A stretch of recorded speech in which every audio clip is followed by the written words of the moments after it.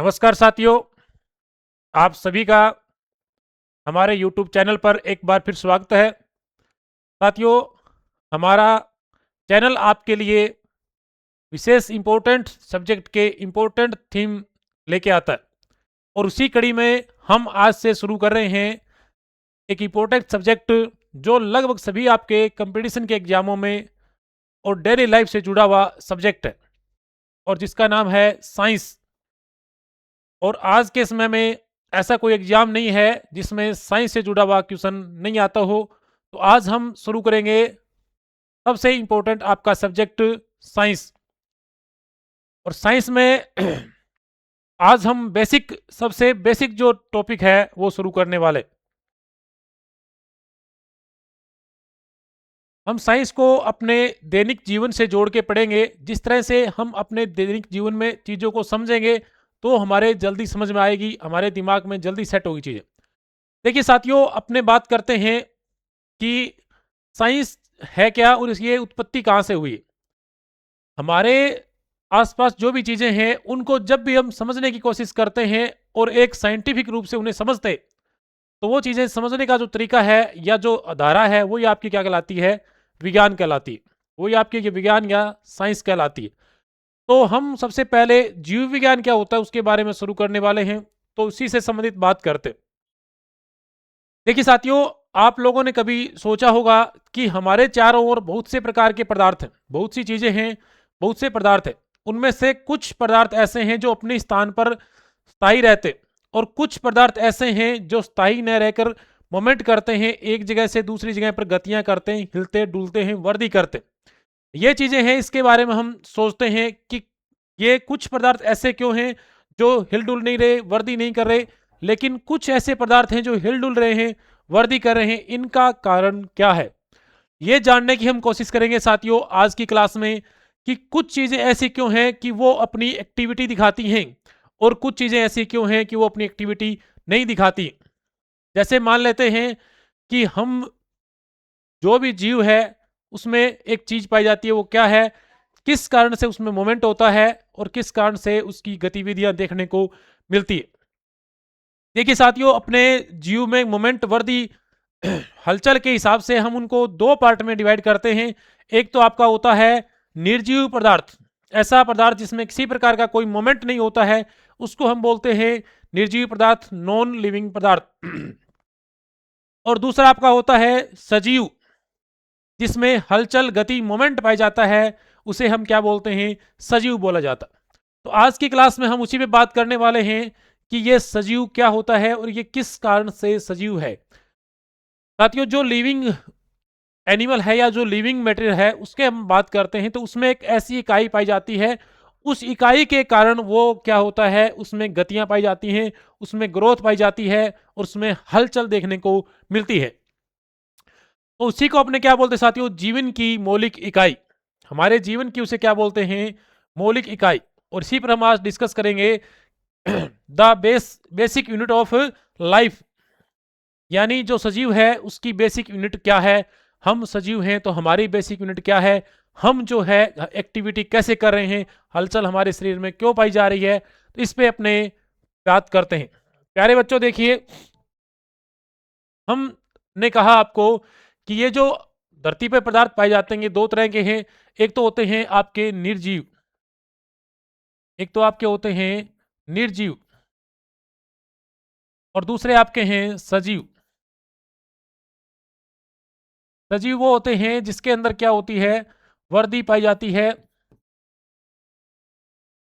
जिनमें क्या पाई जाती है, वर्दी पाई जाती है, जिनके अंदर गति पाई जाती है, जिनमें क्या होता है, जनन करने की क्षमता होती है, यानी अपने जैसा जीव उत्पन्न करने की क्षमता होती है।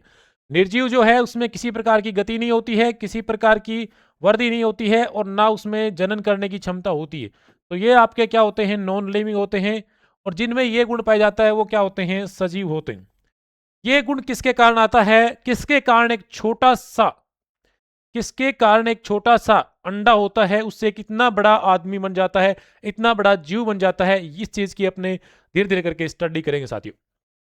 देखिए सबसे पहले अपने बात करते हैं इसमें कि इसका कारण क्या है कि कोई भी जो जीव है वो छोटे से कण से एक बहुत बड़ा कण जो बन जाता है।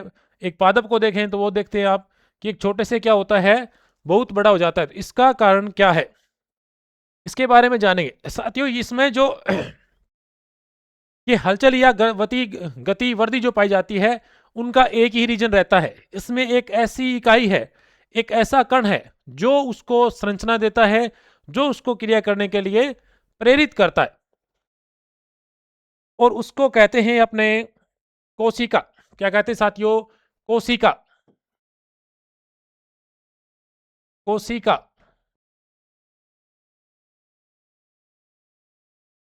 तो क्या कहते हैं साथियों?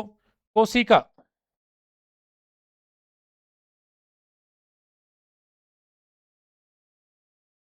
इसे कहते हैं कोशिका, या इसे कहते हैं सेल। कोशिका, या क्या कहते हैं? सेल कहते हैं। क्या कहते हैं? कोशिका या सेल। जो भी सजीव है उसकी एक संरचनात्मक इकाई है, उसकी एक क्रियात्मक इकाई है, वो क्या कहलाती है साथियों? सेल कहलाती है। क्या कहलाती है? सेल। यानी जो भी सजीव है, जो हलचल उसमें पाई जा रही है, जो गति पाई जा रही है, जो वर्दी पाई जाती है, या जो जनन करने की उसमें क्षमता पाई जाती है, उसके पीछे एक ही कारण है जो सजीव और निर्जीव को अलग कर रहा है। वो क्या है? कोशिका है। वो क्या है? सेल है। यानी सजीव के शरीर की संरचनात्मक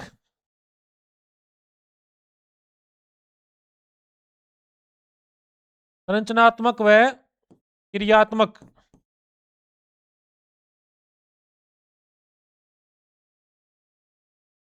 इकाई, या इसी को बोलते हैं अपने आधारभूत इकाई। इसी को क्या बोलते हैं अपने? आधारभूत इकाई।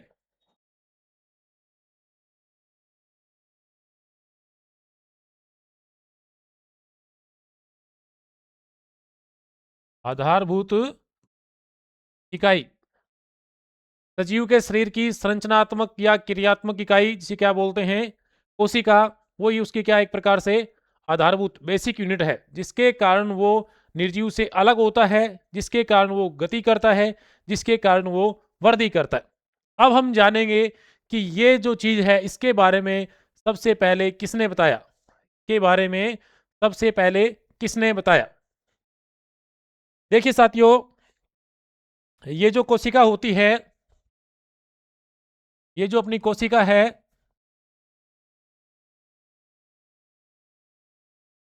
इसके बारे में अपने बात करें तो सबसे पहले हमारे महर्षि हुए थे कणाद। उन्होंने कहा था कि सजीव जो है वो कुछ छोटे छोटे कणों से मिलकर बना होता है, और उसी कणों के कारण हलचल उसमें पाई जाती है। लेकिन अपने ये चीज है उसका कोई ऑथेंटिक अपने नहीं दे सकते, इसलिए इसको जो डायरेक्ट जिसने खोज की है उसका नाम अपने लेते। अगर उसकी बात करें तो हम बात करते हैं कोशिका का खोजकर्ता, यानी कोशिका की खोज। और कोशिका की खोज की बात करें साथियों तो ये करने वाले थे रॉबर्ट हुक। कौन थे साथियों? Robert Hooke. तो ये प्रश्न अपने से पूछा जाएगा, कोशिका की खोज किसने की थी सबसे पहले? तो कोशिका की खोज सबसे पहले किसने की है? रॉबर्ट हुक ने। किसने किया साथियों? रॉबर्ट हुक ने। लेकिन ये जो कोशिका थी साथियों, ये कैसी थी? निर्जीव कोशिका थी, या ये क्या कह सकते हैं इसको, मृत कोशिका थी। कैसी कोशिका थी? मृत कोशिका। रॉबर्ट हुक ने जिस कोशिका की खोज की थी, वो कोशिका कैसी थी साथियों? मृत कोशिका थी। यानी इसने किसमें खोज की थी? कोरक के छाल में। कोरक के छाल में। तो छाल जो भी होती है साथियों, वो क्या होती है? मृत सेल होती है, डेड सेल होती है। तो सबसे पहले कोशिका की खोज की बात करें तो किसने की है? रॉबर्ट हुक ने की है। लेकिन वो क्या है, एक प्रकार से डेड सेल है। वो क्या है? डेड सेल है। तो अब क्वेश्चन उठता है कि जीवित कोशिका की खोज फिर किसने की है? जीवित कोशिका की खोज, जीवित कोशिका की खोज, जीवित कोशिका की खोज साथियों ये करने वाले थे A.V. ल्यूवेनहोक। A.V. ल्यूवेनहोक।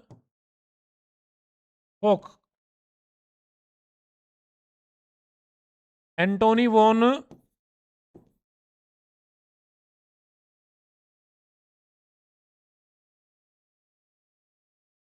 ल्यूवेनहोक। तो यहां पर साथियों हमने बात की है कोशिका के खोज की। डिस्कवरी किसने की है? सेल की, इस पर हमने बात की है, जिसमें हमने दो वैज्ञानिकों के नाम को ध्यान में लिया। पहला वैज्ञानिक अपना था रॉबर्ट हुक। रॉबर्ट हुक ने सबसे पहले कोशिका की खोज की। अगर आपसे डायरेक्ट कोई पूछे सबसे पहले कोशिका की खोज किसने की, तो किसने की थी? रॉबर्ट हुक ने। लेकिन अगर वो आपसे घुमा के क्वेश्चन पूछे कि जीवित कोशिका की खोज सबसे पहले किसने की, तो आप क्या नाम लोगे? Antonie van Leeuwenhoek. किसने की? एंटोनी वॉन ल्यूवेनहोक ने की। तो ये तो साथियों हमने बात की है कि ये जो कोशिका है, ये जो कोशिका है उसको सबसे पहले डिस्कवर किसने किया, सबसे पहले डिस्कवर किसने किया। अब हम बात करेंगे साथियों कि कुछ जीव क्या होते हैं, बहुत छोटे होते हैं फिर भी उनमें मोमेंट पाया जाता है, और अपने कुछ जीव बड़े होते हैं उनमें भी मोमेंट पाया जाता है। तो छोटे और बड़े सजीव में अंतर क्या है? छोटा सजीव जो होता है उसमें कितनी कोशिकाएं हो सकती हैं, और बड़ा जो होता है उसमें कितनी कोशिकाएं हो सकती हैं। तो देखिए साथियों, बात करते हैं अपने कि कोशिका की संख्या के आधार पर जो जीव है वो कितने प्रकार के होते हैं। जीव जो है कितने प्रकार के होते हैं। साथियों कुछ जीव अपने ऐसे होते हैं जिनमें एक ही कोशिका पाई जाती है, यानी एक छोटी सी कोशिका होती है वो ही पूर्ण रूप से एक जीव का आकार ले लेती है। ठीक है, इनको बोलते हैं एक कोशिकीय जीव। एक कोशिकीय जीव, यूनिसेलुलर एनिमल, जिसमें आपका आता है अमीबा। अमीबा का नाम आप लोगों ने सुना होगा, अमीबा। दूसरा आपका आता है पैरामीशियम। ये कुछ ऐसे एनिमल हैं साथियों, ऐसे जीव हैं जिनमें क्या पाई जाती है, एक ही कोशिका पाई जाती है, और एक कोशिका ही उनका पूरा शरीर का निर्माण कर देती है। यानी हमने कहा एक छोटी सी इकाई जो है वो कोशिका है, और वो छोटी सी इकाई ही क्या करती है, पूरा एक जीव बना देती है। ठीक है, आप लोगों ने देखा होगा किस तरह से एक संरचना होती है जिसको अपने बोलते हैं अमीबा। क्या बोलते हैं? अमीबा। और उसमें सिर्फ और सिर्फ एक ही कोशिका पाई जाती है, उसमें सिर्फ और सिर्फ क्या होती है, एक ही कोशिका पाई जाती है। तो ऐसे जीव जिनमें एक ही कोशिका पाई जाएगी वो क्या कहलाएंगे? एक कोशिकीय। और उसके उदाहरण आपसे पूछे जा सकते हैं, एग्जाम्पल आपको देने हैं पूछेंगे तो। इसमें एक तो आपका क्या रहेगा, अमीबा, और एक रहेगा आपका पैरामीशियम। ये सारा कार्य उस एक छोटी सी कोशिका से कर लेते हैं, इसमें इनका श्वसन हो गया, उत्सर्जन हो गया, जितनी भी सजीव की एक्टिविटी होती है सारी एक्टिविटी इनमें पाई जाती है। नेक्स्ट देखिए साथियों, नेक्स्ट है आपके बहुकोशिकीय जीव। नेक्स्ट है आपका बहुकोशिकीय जीव। बहुकोशिकीय जीव, ऐसे जीव जिनमें दो या दो से अधिक कोशिकाएं पाई जाती हैं। ऐसे जीव जिनमें दो या दो से अधिक कोशिकाएं पाई जाती हैं वो आपके क्या कहलाते हैं? बहुकोशिकीय, मल्टी सेलुलर एनिमल। देखिए इसमें क्या देखते हैं अपने इसमें क्या होती है, हमने बात की दो या दो से अधिक कोशिकाएं, दो या दो से अधिक कोशिकाएं पाई जाएगी। यानी ऐसे जीव जिनमें एक सेल नहीं होकर मल्टीपल सेल है वो क्या कहलाते हैं आपके? Multi cellular. इनके अंदर क्या होता है साथियों, एक सिस्टम बन जाता है। कैसे बन जाता है वो देखिए अपने। सबसे पहले इनमें क्या होता है, कोशिका, और ये कोशिका मिलकर क्या करती है, इनमें उत्तक का निर्माण करती है, और उत्तक मिलकर क्या करते हैं साथियों, अंग का निर्माण करते हैं, और अंग मिलकर क्या करते हैं, तंत्र का निर्माण करते हैं। अंग मिलकर क्या करते हैं, तंत्र का निर्माण करते हैं, और तंत्र से क्या बनता है साथियों, इनकी बॉडी बनती है या शरीर बनता है। देखिए सबसे पहले हमने बात की थी बेसिक यूनिट, सबसे छोटी यूनिट क्या है, कोशिका। ये मिलेगी और क्या बनाएगी, उत्तक टिश्यू बनाएगी, ठीक है। और टिश्यू मिलकर क्या बनाएंगे, अंग बनाएंगे। टिश्यू मिलकर क्या बनाएंगे, अंग। और अंग क्या बनाते हैं, एक सिस्टम बनाते। जैसे क्या आपने पढ़ा है ना, पाचन तंत्र, श्वसन तंत्र, जनन तंत्र, उत्सर्जन तंत्र। और ये सारे तंत्र मिलकर क्या करते हैं साथियों, हमारी बॉडी का निर्माण करते हैं, हमारे शरीर का निर्माण करते हैं। और शरीर की सबसे छोटी बेसिक यूनिट जो है, जीवन की आधारभूत इकाई जो है वो अपनी क्या होती है, कोशिका यानी सेल। तो साथियों आज हमने जो बात की है वो बात की है सेल पर। सेल जो है उसकी डिस्कवरी किसने की, और सेल के आधार पर एनिमल कितने प्रकार के हो सकते हैं। नेक्स्ट हम आगे स्टेप में पढ़ेंगे कि ये जो है सेल ये कैसी होती है, इसको खोल कर देखेंगे कि इसमें क्या क्या चीज़ें पाई जाती हैं और किस कारण इसमें इतनी हलचल होती है, और किस कारण ये छोटी सी इकाई अपने को क्रियात्मक इकाई के रूप में कार्य करती है। Thank you.